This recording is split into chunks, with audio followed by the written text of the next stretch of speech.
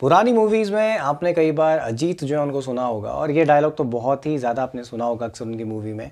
सारा शहर मुझे लायन के नाम से जानता है, मोना कहाँ है सोना। तो आखिर इसमें सोने की क्यों बात होती थी? और पुरानी मूवीज़ में सोने को लेके बहुत सारी चीज़ें होती थी, स्मगलिंग्स होती थी। लेकिन आज अगेन फिर हम किसी मूवी की बात नहीं करने वाले हैं, बल्कि हम इन्वेस्टमेंट्स की बात करने वाले हैं। आप देख रहे हैं पीताम्बर एजुकेटर्स, मेरा नाम है अंकित। चलिए हम आगे चलते हैं। तो अगर हम बात करें सोने की, तो पुराने टाइम में होता क्या था कि ऑप्शंस बहुत कम थे कहीं पे भी इन्वेस्टमेंट करने के।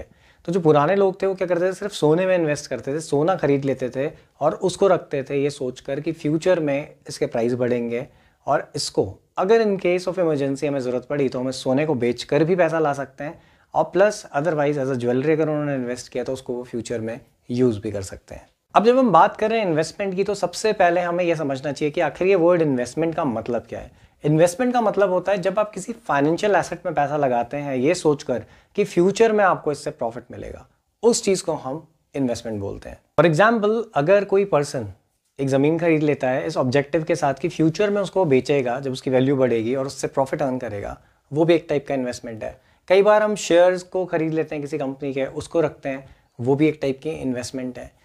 अगर आज की डेट में हम इन्वेस्टमेंट की बात करें तो हमारे पास बहुत सारे ऑप्शन हैं। हमारे पास आरडी का ऑप्शन है, हमारे पास एफडी का ऑप्शन है, हमारे पास स्टॉक्स का ऑप्शन है, हमारे पास म्यूचुअल फंड्स का ऑप्शन है। आज की वीडियो में हम बात करने वाले हैं इंडिया के one of the most popular investment की, जिसका नाम है एफडी, जिसे हम फिक्स डिपॉजिट भी बोलते हैं और साथ साथ से टर्म डिपॉजिट के नाम से भी जाना जाता है। तो अगर ये एफडी है क्या?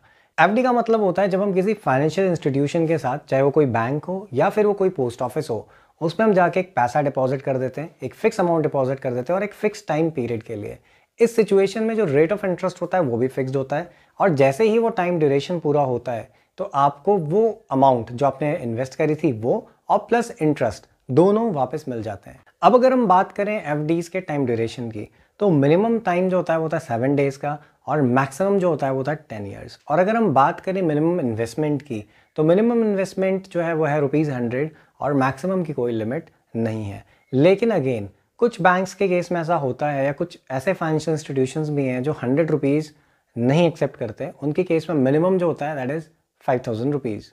अब जैसा कि आप सबको पता है कि हर चीज़ के कुछ ना कुछ पॉजिटिव और कुछ ना कुछ नेगेटिव एस्पेक्ट होते हैं, तो एफडीज के साथ भी सेम चीज़ है कि कुछ पॉजिटिव पॉइंट्स हैं तो साथ ही साथ कुछ नेगेटिव पॉइंट्स भी हैं। तो पहला जो पॉजिटिव पॉइंट है वो है इसका फिक्स्ड इंटरेस्ट रेट। अब क्योंकि जिस पॉइंट ऑफ टाइम पे आप एफडी करवा रहे होते हैं तो उस टाइम पे जो भी रेट प्रिवेल कर रहा होता है मार्केट में, वही रेट कंटिन्यू रहता है टिल एंड। ऐसा नहीं है कि आपने आज की रेट में करवाया, अगर आज 6% के रेट पे और कल वो चेंज होकर 7 हो जाता है या फिर कम होकर 4 हो जाता है तो आपको उस रेट पे मिलेगा। ऐसा बिल्कुल नहीं होगा। जिस दिन आपने एफडी कराई होगी वही रेट प्रिवेल करेगा टिल एंड, यानी आपको उस एग्जिस्टिंग रेट पे ही इंटरेस्ट मिलेगा। लेकिन यही पॉइंट इसका नेगेटिव पॉइंट भी बन जाता है। आप सोच रहे होंगे कि इसका फिक्स्ड रेट कैसे इसका नेगेटिव एस्पेक्ट बनता है। तो देखिए, इसमें जो प्रॉब्लम है वो ये है कि रेट जो है वो फिक्स्ड है, तो अगर इनकेस इकोनॉमी बहुत हाई जा रही है, रेट ऑफ इंटरेस्ट चेंज होगा, बढ़ेगा, तो भी आपको कोई बेनिफिट नहीं मिलेगा, क्योंकि जैसा मैंने पहले बोला कि आपने जिस रेट पे कराई है एफडी उसी पे कंटिन्यूड रहेगी टिल एंड, तो कहीं ना कहीं आपको ये लॉस है। दूसरी चीज़ ये कि अगर आज की रेट में सपोज आपने एक एफडी करवाई और कल आपका फ्रेंड करवाता और आज और कल के रेट में भी वेरिएशन आ गए, तो भी आपके फ्रेंड को ज़्यादा बेनिफिट मिलेगा एज कम्पेयर टू यू।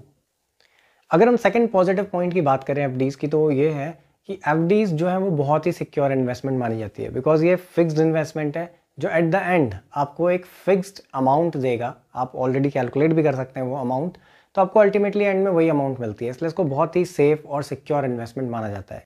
अब इसका जो नेगेटिव पॉइंट है वो ये है, क्योंकि इसमें जो रिस्क है वो ज़ीरो है, तो ऑब्वियसली इसका जो रिटर्न है वो भी काफ़ी लो है। तो अगर हम बात करें नेक्स्ट पॉजिटिव पॉइंट की, तो वो ये है कि एफडीज़ के अगेंस्ट आपको लोन्स भी इजीली मिल जाते हैं। अगर आपको मनी की रिक्वायरमेंट है तो आपको अपनी एफडी नहीं ब्रेक करनी पड़ेगी, बल्कि उसका 90% तक की अमाउंट आपको इन फॉर्म ऑफ लोन मिल सकती है। एफडी शॉर्ट टर्म के लिए बहुत अच्छा ऑप्शन हो सकता है, लेकिन लॉन्ग टर्म के लिए ये अच्छा ऑप्शन नहीं है, क्योंकि इसका एक बहुत बड़ा ड्रॉबैक है, और वो ड्रॉबैक ये है कि ये इन्फ्लेशन रेट को मात नहीं दे पाती। अब इन्फ्लेशन रेट का मतलब क्या होता है? इन्फ्लेशन का मतलब है महंगाई। तो जो महंगाई की दर है वो काफ़ी ज़्यादा है एज़ कम्पेयर टू जो इंटरेस्ट रेट आपको इस पर मिलेगा।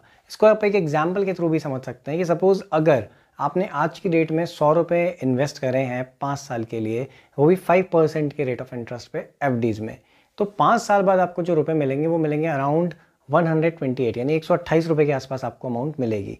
ऐसी सिचुएशन में आप सोच सकते हैं कि आज की डेट में जो चीज़ 100 रुपये की आ रही है वो 5 साल बाद 100 रुपये की नहीं होगी, वो उससे ज़्यादा महंगी होगी, वो 150 की हो सकती है, 200 की हो सकती है, 300 की हो सकती है। तो ऐसी सिचुएशन में कहीं ना कहीं जो इन्वेस्टमेंट आपने उस चीज़ को खरीदने के लिए किया होगा वो एक टाइप से लॉस में चला जाएगा। इस सिचुएशन में एफडीज में इन्वेस्ट करना प्रॉफिटेबल नहीं है।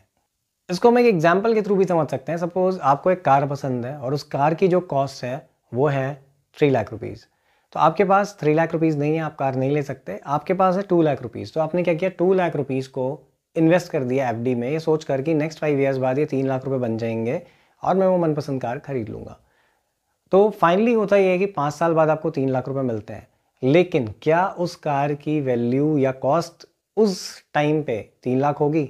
ऑब्वियसली नहीं, वो बढ़ चुकी होगी और वो बढ़ के 4 लाख 5 लाख की हो चुकी होगी। तो कहीं ना कहीं लॉन्ग ड्यूरेशन में जो एफडीज होती हैं they don't prove to be fruitful. तो आखिर अगर हम लॉन्ग टर्म में इन्वेस्ट करना चाहते हैं तो हमें किस चीज़ में इन्वेस्ट करना चाहिए, ये सारी डिटेल्स आपको मिलेंगी अगले वीडियो में। तो अगर आपको वीडियो पसंद आया तो इसे लाइक करिए, अपने फ्रेंड्स के साथ शेयर करिए और उनको भी बताइए इंपॉर्टेंस क्या है सेविंग की, कि सेविंग्स हमें क्यों करनी चाहिए, इन्वेस्टमेंट्स हमें क्यों करने चाहिए। साथ ही साथ चैनल को सब्सक्राइब करिए और बेल आइकन को भी प्रेस करिए ताकि वीडियो अपलोड होते साथ ही सबसे पहले नोटिफिकेशन आपके पास पहुंच जाए। Thanks for watching the video.